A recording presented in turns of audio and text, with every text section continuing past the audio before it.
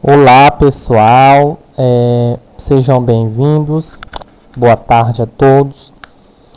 Hoje, como programação, na nossa agenda, está a correção das páginas de número 53, 54 e 55, E duas outras indicações de atividade para a gente finalizar o capítulo de número 4, Com isso a gente encerrar nosso conteúdo do caderno de número 2, certo? Gente, no integração, que eu pedi que vocês fizessem, ele vai discutir um pouquinho sobre a herança deixada pela população anciã, pelos idosos, A gente vai discutir sobre quais são as contribuições, qual é o legado. E aí a gente precisa pensar o legado deixado por essas pessoas, seja através da oralidade, da escrita, da pintura, da música. A gente precisa pensar esse legado como algo fundamental para a construção, para a formação cultural de um povo, de um lugar. Então, não deixa de ser um elemento de unidade, E esses saberes, muitas vezes, eles são perdidos, aí pelo tempo, são esquecidos. Em alguns casos, não é dado o devido respaldo, o devido valor simbólico que essa herança, que esse legado tem para a manutenção dos traços culturais de um povo, Elementos importantes também para o fortalecimento político e social de uma sociedade. Então, assim, muitas vezes, esses conhecimentos, esses costumes, essa riqueza cultural, ela é relegada, Ela é colocada em um segundo plano. E aí a gente precisa lembrar também de fatores que contribuíram para que isso acontecesse. Quando a gente fala de herança colonial na África, a gente vai perceber que muita coisa foi abolida, foi deixada de lado, foi esquecida, mas outras coisas foram inseridas, inseridas em função daquilo que a gente já falou anteriormente, A gente falou de imposição cultural, quando o colonizador chega com o seu idioma, que é o idioma correto, que é o idioma que deve ser falado, isso vai contribuir para o desaparecimento de muitas línguas e dialetos locais nativos da África, A gente vai perceber que a forma de organização da produção, a forma de trocas, como eles trocam os produtos, que religiões eles cultuam, como é que é a realidade educacional desse lugar, o que se estuda em história. Então, assim, muitas coisas vão sendo deixadas de lado para que outras tomem lugar. E aí a gente vai ver a língua, a gente vai ver moldes de padrões comportamentais, a gente vai ver, por exemplo, alguns conhecimentos que se estudam na escola, a gente vai ver também conhecimentos ligados à religiosidade, poemas, poetas, poesias, literatura, muitas coisas também que se valorizam naquele lugar vão perdendo importância para dar lugar àquilo que o colonizador quer que se estabeleça, que se consolide, E a gente viu, acabei de falar no início, que boa parte da história, do conhecimento, do repertório cultural que sobrevive, ele sobrevive em função da oralidade, da conversa, do diálogo entre pessoas mais velhas, mais idosas e pessoas mais novas. Quanto conhecimento que não é científico, conhecimento de senso comum, quantas informações a gente aprendeu, a gente teve acesso ao conversar com pessoas mais idosas, nossos avós, por exemplo. gente pode, inclusive, ver um paradigma, um modelo daquilo que se conta, daquilo que se aprende, daquilo que se fala com aqueles idosos que não frequentaram a escola e aqueles que tiveram acesso à educação formal. Então, a gente vai perceber de que forma esse conhecimento é difundido naquelas palavras, naquilo que eles estão nos contando, através da história vivida, vivenciada por eles. E isso se transforma em história viva, história que se transmite. Então, o objeto, gente, do integração que vocês deveriam fazer era justamente a gente discutir. Ele diz o seguinte: de acordo com o africano Amadou Ampate Ba, na África, cada ancião que morre é uma biblioteca que se queima. Isso ele está querendo dizer sobre aquilo que nós estamos discutindo. Os idosos, os anciões constituem a memória viva, o livro, a bibliografia, né? A história, a cultura, a riqueza, a religiosidade, a diversidade está naquilo que esses idosos transmitem. E aí ele traz duas questões para que a gente possa discutir. Você concorda que valorizar e respeitar idosos de um país é, entre outras possibilidades, resgatar a cultura de um povo? Explique.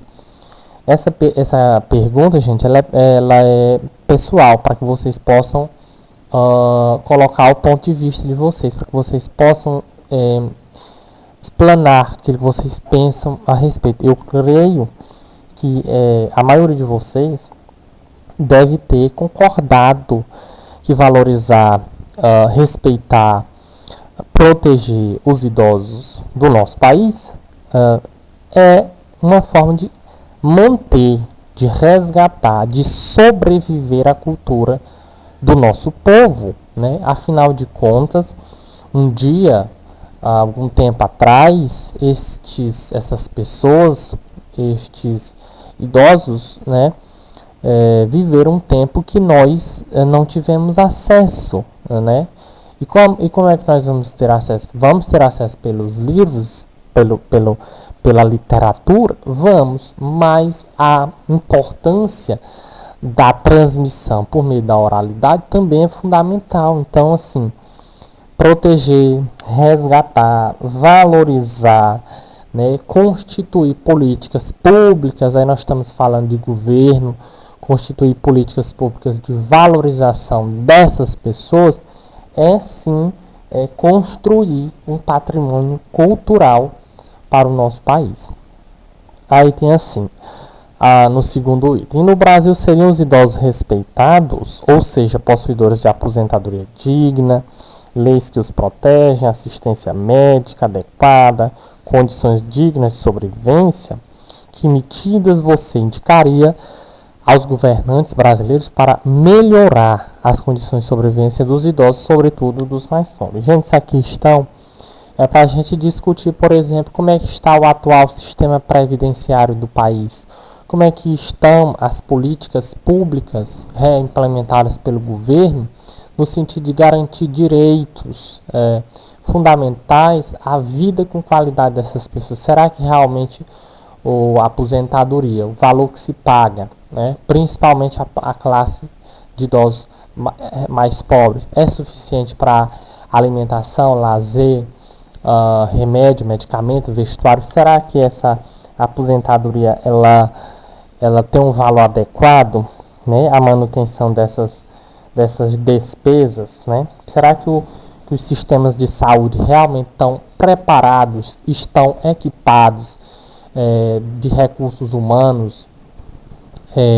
de instrumentos, de materiais, de insumos para atender essa população com dignidade, né? Será que realmente esses idosos estão sendo assistidos no que diz respeito ao lazer, ao fortalecimento dos vínculos familiares, ao desenvolvimento de atividades físicas que promovam melhora na qualidade de vida? Quer dizer, são muitas coisas que nós podemos apontar aqui para dizer que no Brasil a situação do idoso, sim, e especialmente mais pobre, ela não é tão favorável assim, ela não é tão boa assim, né? Principalmente pela falta de acesso a inúmeros serviços, inúmeros mercadorias, insumos, né, medicamentos, que uma aposentadoria do valor que é pago hoje não é capaz de suprir.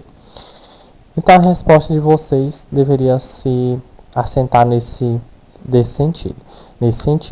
Outra herança colonial significativa reside na forma como os colonizadores privilegiaram o mercado externo. Isso não é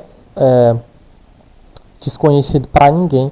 Nós falamos no início desse capítulo, esse capítulo é muito bom, que quando a gente vai observar, por exemplo, o sistema ferroviário do continente africano, a gente vai perceber que basicamente o interior não é conectado. Os colonizadores criaram uma estrutura ferroviária para escoar a produção para o litoral. Então a gente vai ver muitos pontos de entroncamento, de transbordo nos litorais da África, né? Mas enquanto a circulação interna a gente quase não encontra. Isso fica evidenciado pelo mapa que está na página de número 54. Ó. Verifique aqui como é que estão distribuídas as ferrovias aqui no continente africano. Você vai perceber exatamente que a gente tem aqui uma tendência ao estabelecimento dessa rede ferroviária nas áreas que são pontos de entroncamento de rotas comerciais importantes, como aqui entre a Europa e a África, entre a Ásia e a África, né? Rotas no Atlântico, rotas no Índico Sul, que é uma parte muito rica do continente, mas aqui na parte mais interior do continente a gente não encontra uma integração entre essas redes ferroviárias, né?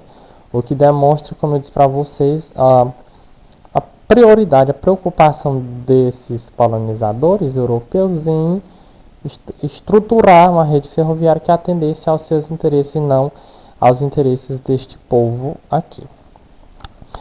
Bom, aí tem a questão do ação, que era sobre isso que a gente iria responder, onde ele pergunta o seguinte: em que consistem as fronteiras artificiais estabelecidas no continente africano durante o neocolonialismo? Se a gente for de novo observar o mapa, né, a gente vai perceber que essas fronteiras artificiais, essas divisões, né, elas foram estabelecidas pelos colonizadores europeus quando aconteceu a partilha da África, né? Então, na realidade, não foram fronteiras, em sua maioria, estabelecidas pela própria dinâmica interna do país, pela acomodação de sua diversidade étnica, por leis internas, divisões naturais. Então, assim, foram fronteiras traçadas, estabelecidas pelos colonizadores para facilitar, como nós já dissemos em outros momentos, a empreitada colonial.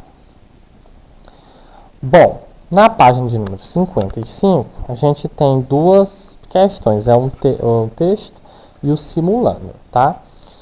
Eu não vou ler esse texto porque, como isso é correção, fica muito extenso, mas vocês devem ter lido o texto e vocês iriam responder as duas letras de acordo com o texto.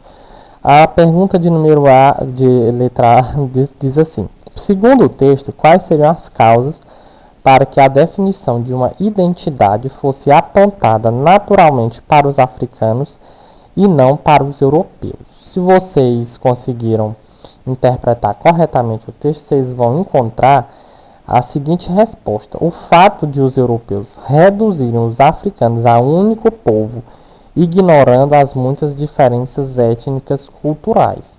Porque a questão, gente, o item está fazendo uma discussão acerca daquilo que naturalmente foi imposto aos africanos. Bom, os africanos são os africanos e ninguém mais.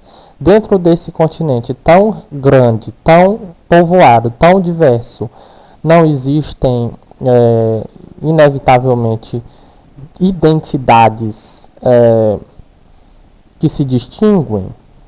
A gente pode falar muito bem da mãe África, do coração da África, a África como um todo. A África é uma unidade importante, né? Existem muitos traços comuns, mas, como nós já dissemos, a diversidade étnica é um fator hiperativo no continente africano. Afinal de contas, são muitos povos com línguas diferentes, costumes diferentes. Letra B.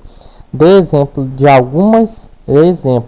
algumas heranças coloniais que colocaram em risco a identidade africana. E no caso são heranças que não são deles, já que colocaram em risco a identidade africana. A gente pode pensar, por exemplo, a substituição das atividades econômicas, que no princípio eram atividades de subsistência, e passaram a ser atividades exportadoras, atividades comerciais exportadoras. A gente pode pensar também a união de muitos povos diferentes em um único lugar, em um único país, né, de etnias inimigas dentro do mesmo território, a inferiorização técnica e cultural dos africanos diante dos europeus, o desrespeito dos valores culturais de cada povo, nação, né, língua, religiosidade. Então, assim, isso foram heranças dos colonizadores que, de certa forma, impuseram aí distinção sobre as identidades africanas. PUC, Vestibular do Rio de Janeiro. Assinale a alternativa correta a respeito da expansão imperialista neocolonialista na Ásia e na África na segunda metade do século XIX. Bom, então o neocolonialismo africano derivou da necessidade de substituir os mercados dos novos países americanos, uma vez que a Constituição dos Estados nacionais foi acompanhada de políticas protecionistas, políticas de proteção à economia desses países, desses estados. Só que aí no caso, na realidade, a expansão que foi empreitada na África, a gente já viu, não foi com este objetivo, né, de trocar os mercados dos novos países americanos em função de políticas de proteção da economia desses países, não. O único objetivo, o objetivo mais concreto que nós tivemos para a expansão imperialista nesses dois continentes foi buscar matéria-prima, mercado, consumidor, né? Foi buscar território para a expansão desses países, e aí a gente encontra a letra B de bola. Bom, nós vamos parando por aqui. Vocês têm aí a página de número 56, 57 e 59 para responder, certo? Então a gente fica por aqui. Tchau, tchau.